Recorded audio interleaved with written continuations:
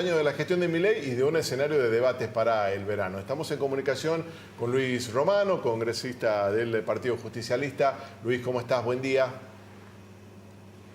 Buen día Ramiro, buen día Albita, Yami, a todo su equipo. Bien. Siempre es un privilegio participar de su programa. Gracias por el contacto, Luis. Bueno, ¿cómo estás viendo el escenario? Digo, después de lo que pasó ayer, el gobierno obtuvo alguna ventaja ahí respecto al presupuesto, una derrota en el tema de universidades y discapacidad, pero bueno, con mayor fortaleza el gobierno en el Congreso. ¿Cómo ves el escenario y sobre todo la oposición? Sí, luego de las últimas elecciones legislativas en la República Argentina, el gobierno nacional ha conseguido hacerse de un poco de oxígeno y de fuerza para poder avanzar con algunos proyectos de reformas y de leyes que le habían quedado en el tintero, entre ellos estos que ayer volvieron a tener un fuerte rechazo por parte de la oposición, como es justamente lo que planteaba la ley de financiamiento universitario y la ley de emergencia en discapacidad, dos puntos muy sensibles, ¿no? Ya que hay que tener en cuenta que para nosotros, los argentinos, sea de partido que seas, nos hemos acostumbrado, gracias a Dios, a tener una universidad pública y gratuita. De hecho, todos los premios Nobel que tiene Argentina han salido de esta universidad pública. Desfinanciar la educación es condenar a las generaciones futuras a la ignorancia, a no tener la posibilidad de acceso a estudios avanzados. Y hoy en día con un gobierno, con una Cámara que le dan los números para poder avanzar y consolidar su plan de gobierno, que no es otro que seguir ajustando, que seguir cercenando conquistas sociales y laborales, pone no solo en alerta a los trabajadores, que es lo que los moviliza hoy a CGT y los distintos movimientos, sino ya prácticamente a todo el arco de la sociedad, porque lo han dicho, van a insistir con el tema del financiamiento universitario, van a insistir con lo de la emergencia en discapacidad, porque para ellos la educación y la salud es un gasto. Luis. Mientras que para nosotros es una inversión a futuro en una sociedad que queremos, culta, educada y con salud. Luis, sí, te escucho. Sí, recién hacías referencia y nombrabas la reforma laboral y escuchábamos recién acá en el programa al secretario de Trabajo que decía que es algo que piden los jóvenes.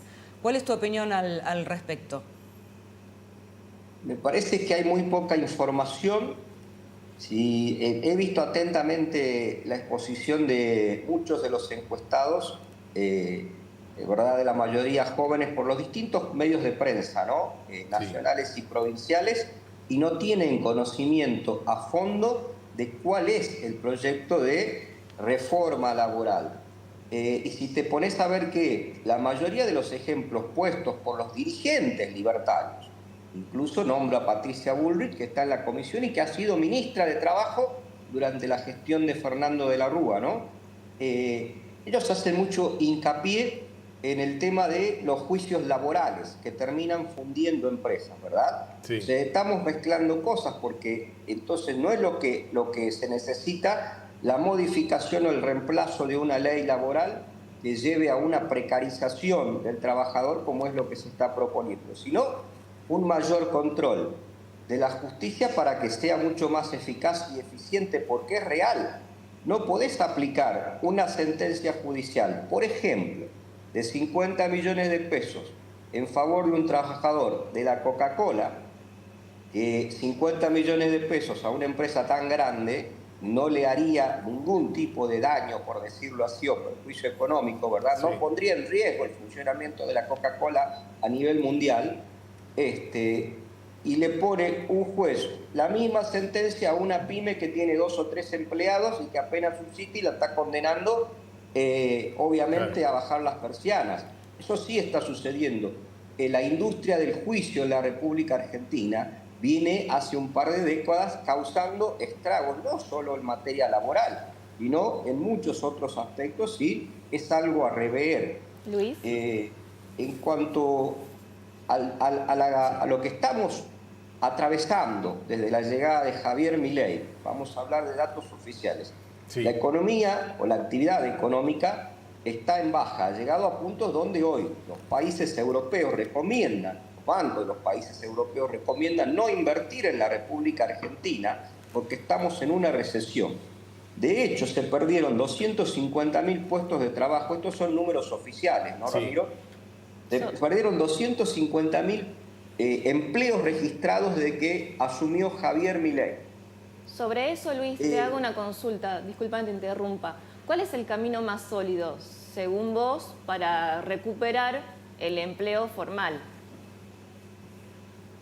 Atraer inversiones, iba a eso, atraer inversiones, que ha sido una bandera del gobierno o del candidato libertario, hoy presidente de la Nación, en campaña. Sin embargo, nos encontramos con datos oficiales que desde hace 22 años que no había una desinversión como la que estamos pasando hoy en día. De hecho, se han ido empresas de la República Argentina a niveles históricos. Hace 22 años que no había una fuga de capitales y de empresas como la que está sucediendo en este momento. ¿Por qué? Porque no hay previsibilidad. Claro. Vos ponete a ver que tenés un ministro de Economía que a fines de noviembre planteaba, por ejemplo, que la banda cambiaria era intocable, que estaba bien como estaba, que no había necesidad de modificarla. Sin embargo, los primeros días de diciembre, muy pocos días después, anuncian que va a haber una movilidad ascendente, obviamente,